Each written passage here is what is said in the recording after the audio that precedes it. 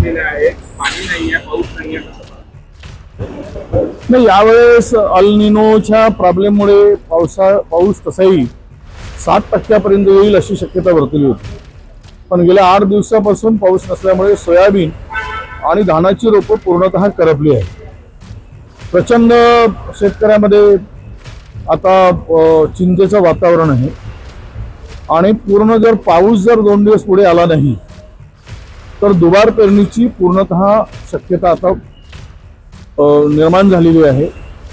या सगळ्या परिस्थितीमध्ये दुबार पेरणीसाठी आवश्यक त्या गोष्टीची पूर्तता करणं, बियाणे, खते आणि या सगळ्या ही सरकारची जबाबदारी आहे. सरकार सध्या भांडणामध्ये व्यस्त आहे, लोक फोडण्यामध्ये व्यस्त आहे. पण शेतकऱ्यांच्या या संकटावर मात करण्यासाठी आता युद्ध पातळीवर काम करण्याची गरज आहे असं मला वाटतं. आम्ही सुद्धा या संदर्भात लक्ष घालून आहोत आणि सरकारकडे सुद्धा मागणी आमची आहे. आम्ही पत्रही पाठवलं आहे की पर्यायी बियाणे आता दुबार पेरणीसाठी आणि शेतकऱ्यांना मदत, आवश्यक ती मदत तातडीनं करण्यासाठी उपाययोजना करावी असं सरकारकडे आम्ही मागणी केलेली आहे. मुख्यमंत्री फडणवीसांकडून शेतकऱ्यांसाठी मोठी घोषणा शेतकऱ्यांसाठी 48,000 कोटी वीज बिल माफ करण्यात. जी बिलं माफ केली जाण्याची घोषणा मुख्यमंत्री महोदयांनी केलेली आहे ती खूप वर्षापासूनची पेंडिंग आहे आणि ते वसूल न होणारेच निधी होता. तो काही वसूल होईल अशी शक्यता अजिबात नव्हती. कारण अनेकांनी ते पंप घेतले, ते खूप वर्षापासून 15-20 वर्षापासून 25 वर्षापासूनची ही थकबाकी आहे आणि शेतकऱ्यांनी त्याचा वापर पंपाचं करणं सोडून दिलं होतं आणि अशा स्थितीमध्ये ही वीज बिलाची मागणी आता घोषणा झाली आहे. पण यामध्ये फार काही आता वसूल होण्याची शक्यता नव्हतीच.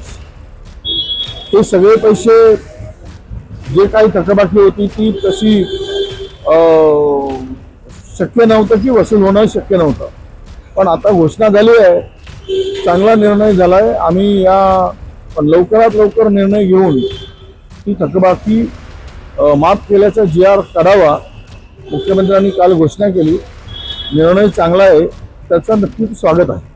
वर्षाबंधावर कुठेतरी सुनील तटकरे आणि प्रफुल्ल पटेल यांनी भेट घेतली, मात्र याची माहिती सुनेत्रा पवारांना नसल्यामुळे आता त्या भेटीसंदर्भात नाराजी व्यक्त केली जात आहे. मला माहीत नाही त्या भेटीकडे दुसऱ्याच्या कोणत्या पक्षाच्याकडे बोलणं आमचा काही संबंध नाही.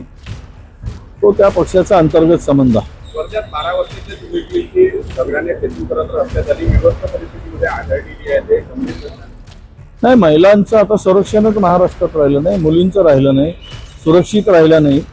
दररोज या मुलींवर, महिलांवर अत्याचार होताना आपण महाराष्ट्रात पाहतो. कायद्याचा धाकच आता मुळात राहिला नाही. सत्तेमध्ये मशगूल सरकार एवढं झालेलं आहे भारतीय जनता पक्षाचं की त्यांना इतरांच्या सुरक्षेचा संबंधच राहिला नाही. सत्ता प्रचंड मिळाली, त्यामुळं आमचं कोण काही वाकडं करू शकत नाही. या आविर्भावामध्ये ती सत्ता राबवली जात आहे आणि पोलिसांचा धाक होता तो धाक कमी झाला आहे. त्याचं हे लक्षण आहे की आज महिला सुरक्षित राज्यामध्ये राहिल्या नाही आणि मुलीसुद्धा सुरक्षित राहिल्या नाही. तर हे सगळे कायदा सुव्यवस्था ही संपूर्ण खड्ड्यात गेली आहे, याचाही धोतक आहे. मंत्रिपदावर उत्तर दिलं की देवाची असेल का, कसं नाही, मला काय बघायचं आहे, तो त्यांचा पक्ष आहे. सुधीर मुनगंटीवारांना काय करायचं, द्यायचं, नाही द्यायचं, कुठे ठेवायचं हा त्या पक्षाचा अंतर्गत भाग आहे. तुम्ही आमच्या पक्षाच्या संदर्भात विचारलं तर आम्ही बोलू. त्यांच्यामध्ये फार चांगलंच आत्ता सुरू आहे. म्हणजे मला असं वाटतं की भारतीय जनता पक्षामध्ये आता विनोद तावडे फार सक्रिय झालेत. त्यामुळे त्यांच्या कदाचित आशा बळावल्या असतील की काही बदल होईल तर आमचा नंबर वगैरे लागेल. आशा बाळगण्याला काही हरकत नाही आहे. आस्था जागरण यात्रा काढली जात आहे. एकीकडे शिवसेनेकडून उद्धव ठाकरे सेनेकडून सुद्धा नागपुरात जे आहे कार्यक्रम घेतला जाणार, रामरक्षा घेतला जाणार. तुम्ही कसं पाहता?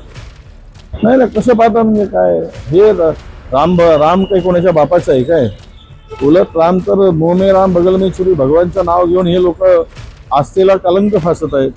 त्यामुळे ज्या पवित्र स्थानांच्या ठिकाणी चोरी होते, डकेती होते, लुटमार होते आणि तो एक नालायक अभिनेता सांगतोय की अपने घर में चोरी हुई, तेरे घर में चोरी हो गई तो रिपोर्ट नाही देगा, त्याचं घर लुटून आणायला पाहिजे त्या अभिनेत्याचा, जो आजकाल फार चापलुसी करत फिरतो आहे भाजपची.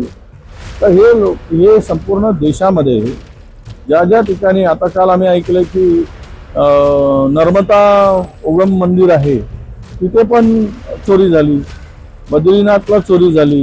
हे मंदिर लुटणारे लुटारू जे आहेत देवाच्या नावाने, यांना देवाची धाक राहिला नाही.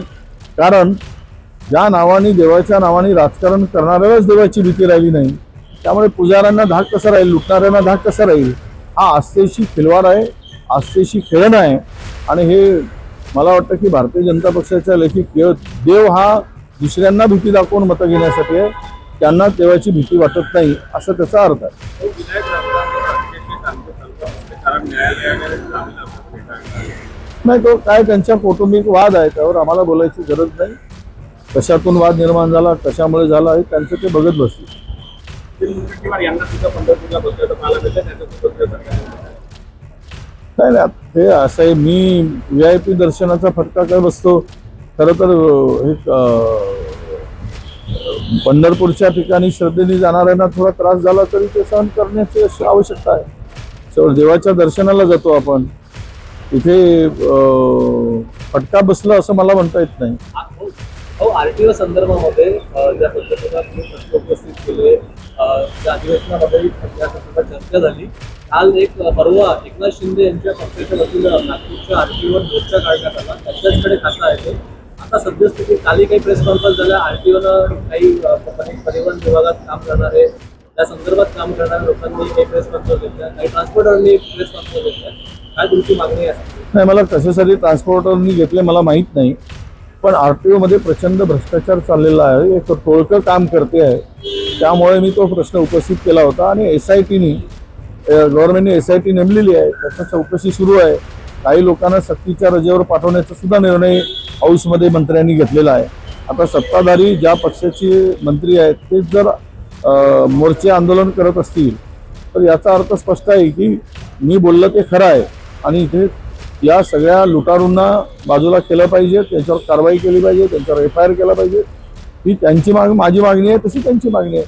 त्यामुळं चोर आहेत, हे चोरी करतायत हे सिद्ध झालं आहे. संजय राऊतांनी मुख्यमंत्री देवेंद्र फडणवीसांना पत्र लिहिलेलं आहे. खरं तर रामरक्षा प्रकरण होत आहे, ते रामनगर परिसरात होत आहे, तर आपण सुद्धा सहभागी व्हावे असं पत्र. नाही, मी त्याला काय उत्तर देत